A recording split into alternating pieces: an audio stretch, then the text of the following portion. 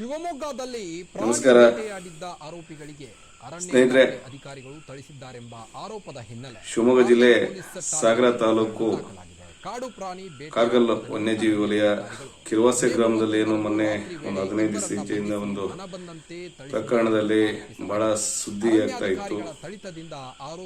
ಮಂಜುನಾಥ್ ಅನ್ನೋರ ಮೇಲೆ ಶಿಕಾರಿ ಆರೋಪ ಮತ್ತೆ ಅವ್ರ ಮೇಲೆ ಹಲ್ಲೆ ಆಗಿರ್ತಕ್ಕಂಥದ್ದು, ಅರಣ್ಯಾಧಿಕಾರಿಗಳು ಸಿಬ್ಬಂದಿಗಳಿಂದ ಹಲ್ಲೆ ವಿಚಾರದಲ್ಲಿ ಆರೋಪ ಪ್ರತ್ಯಾರೋಪಗಳು ಜಾಸ್ತಿನೇ ಆಗ್ತಾ ಇದೆ.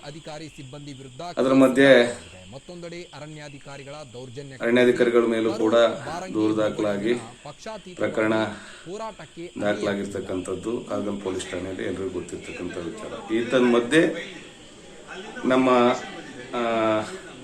ಶಾಸಕರು, ಸಾಗರ ಕ್ಷೇತ್ರದ ಶಾಸಕರು ಸನ್ಮಾನ್ಯ ಶ್ರೀ ಗೋಪಾಲಕೃಷ್ಣ ಬೇಳೂರು ಊರಿನಲ್ಲಿ ಇಲ್ಲದೇ ಇರೋ ಕಾರಣ ಅವರು ಲಂಡನ್ನಲ್ಲಿ ಪ್ರವಾಸದಲ್ಲಿದ್ದರು. ಅವರು ನಿನ್ನೆ ಬೆಂಗಳೂರಿಗೆ ಬಂದು ಇವತ್ತು ಸಾಗರ ಬಂದು ಮೊದಲ ಭೇಟಿಯ ಮಂಜುನಾಥ್ ಅಂತಕ್ಕಂಥ ಏನು ಶಿಕಾರಿ ಆರೋಪಿ ಮತ್ತು ಸಂತ್ರಸ್ತ ಹಲ್ಲೆಗೊಳಗಾಗಿರ್ತಕ್ಕಂಥ ರೈತ, ಅವನನ್ನು ಆಸ್ಪತ್ರೆಯಲ್ಲಿ ಭೇಟಿ ಮಾಡಿ ನಂತರ ಅವರು ನಮ್ಮ ಸಾಗರದ ಪ್ರವಾಸಿ ಮಂದಿರದಲ್ಲಿ ಅಧಿಕಾರಿಗಳ ಸಭೆ ಮಾಡ್ತಾರೆ. ಆ ಸಭೆ ಬಹಳ ನಿರೀಕ್ಷೆ ಹುಟ್ಟಿಸಿತ್ತು, ನನಗಂತೂ ಬಹಳ ನಿರೀಕ್ಷೆ ಇತ್ತು.